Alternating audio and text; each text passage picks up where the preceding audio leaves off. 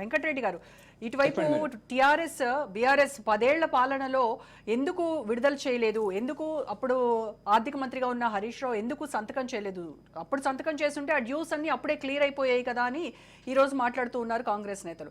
అయితే బీఆర్ఎస్ వాళ్ళ వాదన ఏంటంటే 1 ఇయర్ అవుతోంది కాంగ్రెస్ అధికారంలోకి వచ్చి, ఇప్పటి వరకు ఎందుకు అంటే మిగతావన్నీ చేసుకుంటూ వచ్చారు. కాంట్రాక్టర్స్కి అయితే 1200 కోట్ల నిధులను ఏవైతే బకాయిలు ఉన్నాయో అవన్నీ రిలీజ్ చేశారు, కానీ సర్పంచుల విషయానికి వచ్చేసరికి ఎందుకు రిలీజ్ చేయట్లేదు అనేది వీళ్ళ వాదన. సో బీజేపీ ఎలా చూస్తుంది అంటారు దీన్ని? ఇప్పుడు ఒక్కటే మేడం, ఇంతవరకు కాంగ్రెస్ నాయకులు మాట్లాడడం, బీఆర్ఎస్ నాయకులు మాట్లాడిన తర్వాత చూసే వాళ్ళకి ఏంటంటే ఒక నవ్వు వస్తుంది.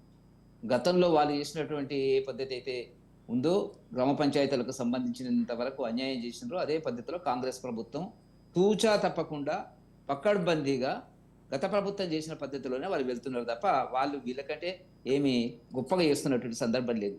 12,769 గ్రామ పంచాయతీలు 2018లో కొన్ని గ్రామ పంచాయతీలు అదనంగా వచ్చినవి, 612 మండలాలు ఉన్నటువంటిది.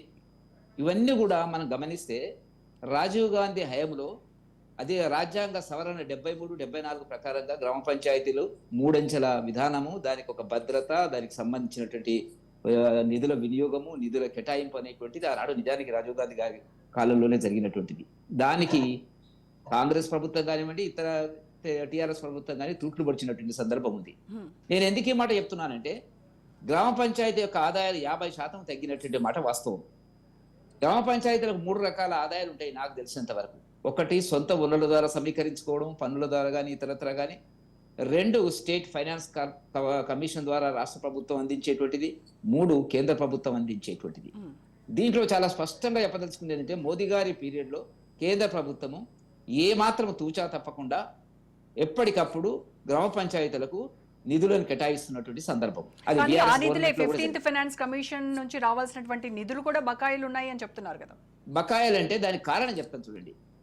సబ్జెక్టు కండిషన్ ఏంటంటే, అధికరణలో 73, 74 అధికరణలో చెప్పబడినటువంటిది ఏంటంటే, మ్యాచింగ్ గ్రాంట్ 43%, 42% మ్యాచింగ్ గ్రాంట్ అనేటువంటిది రాష్ట్ర ప్రభుత్వాలు ఇవ్వాలా.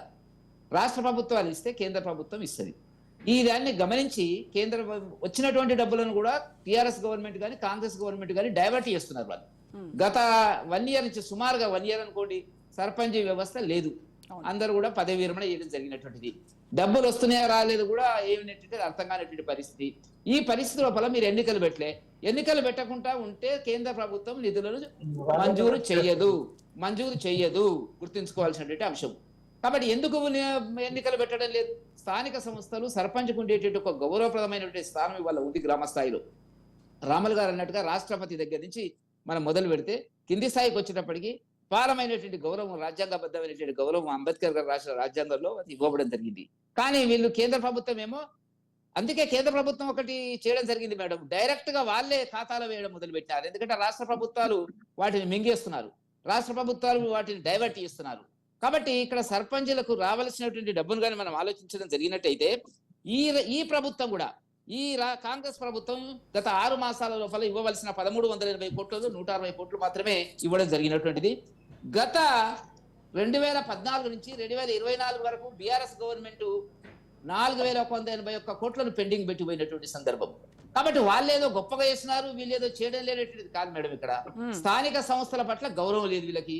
స్థానిక సంస్థలు గ్రామ పాలన పట్ల, గ్రామ అభివృద్ధి పట్ల వీళ్ళకి ఏమాత్రం దృష్టి లేదు.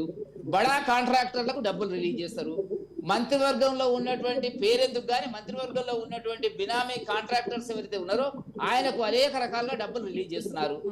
1200 కోట్లు, 1500 కోట్లు రిలీజ్ చేస్తున్నారు. కానీ గ్రామాల్లో ఉండేటువంటి వాళ్ళకు మాత్రం రిలీజ్ చేయడం లేదు. గ్రామ పంచాయతీలు ఆర్బీఐ రిపోర్టు ప్రకారంగా గ్రామ పంచాయతీల కాయిదాలు సగటున 83,000 అంటే 2020-21లో వాళ్ళ ఒక అంచనా సర్వే చేసి 83,939 కోట్లు ఉండవలసినటువంటిది 63,180 రూపాయలకు మాత్రం తగ్గిపోయినాయని చెప్తున్నారు.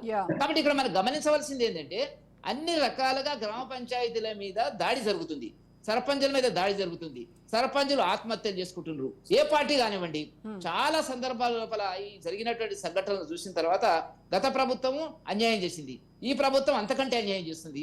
కాకపోతే ఈ గత ప్రభుత్వం ఇప్పుడు అసెంబ్లీలో మాట్లాడుతున్నారు, బయట మాట్లాడుతున్నారు, వాళ్ళు రిలీజ్ చేస్తే ఈ సమస్య ఉండదు. ఇప్పుడు వీళ్ళేమంటారు, వాళ్ళ దగ్గర నుంచి అప్పుల వారసత్వం వచ్చిందని. అప్పుల వారసత్వం వచ్చినప్పుడు రాజ్యాధికార వారసత్వం మీరు తీసుకున్నప్పుడు బీఆర్ఎస్ నుంచి అప్పుల వారసత్వం వస్తే మీకు తెలియదా?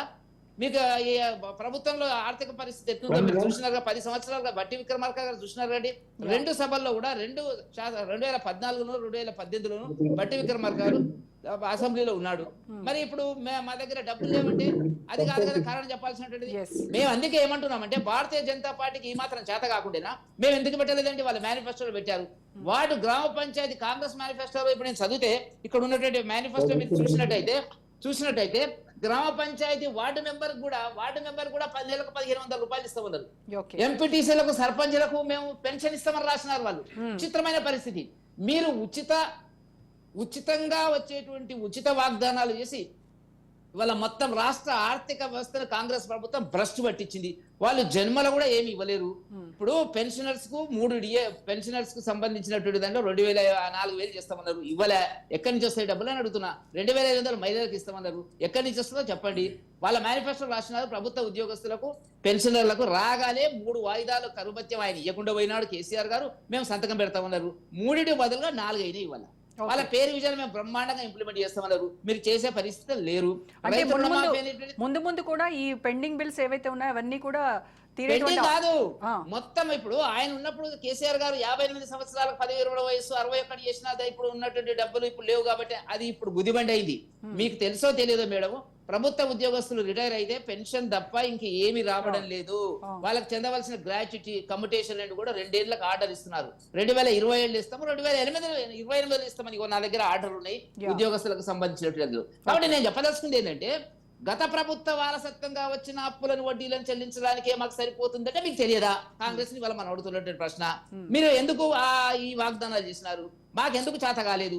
మా భారతీయ జనతా పార్టీకి ఒక పెన్ను కాగితం మాకు తెలియదా? రాయడానికి మాకు చేత కాదా? అన్ని ఉచితంగా ఇస్తాము. అధికారం రావాలంటే ప్రజలను భ్రమల్లోకి దించాలా, ఓట్లు తీసుకోవాలా, సీట్లు తీసుకోవాలా, తర్వాత ఏం చెప్పాలా? ఆ ప్రభుత్వం అట్లా చేసింది అనేటువంటిది. అంటే మీకు ఎంతకాలము అనేటువంటిది. కాబట్టి ఇవాళ జరుగుతున్నది తెలంగాణ రాష్ట్రంలో అంటే తీవ్రమైన ఆర్థిక సంక్షోభంలో తెలంగాణ ప్రభుత్వం ఉన్నది. అది స్పష్టంగా కనబడుతున్నటువంటి అంశము. భవిష్యత్తులో ఏం జరగబోతుంది అనేది మనం ఊహించడానికి వీల్లేదు.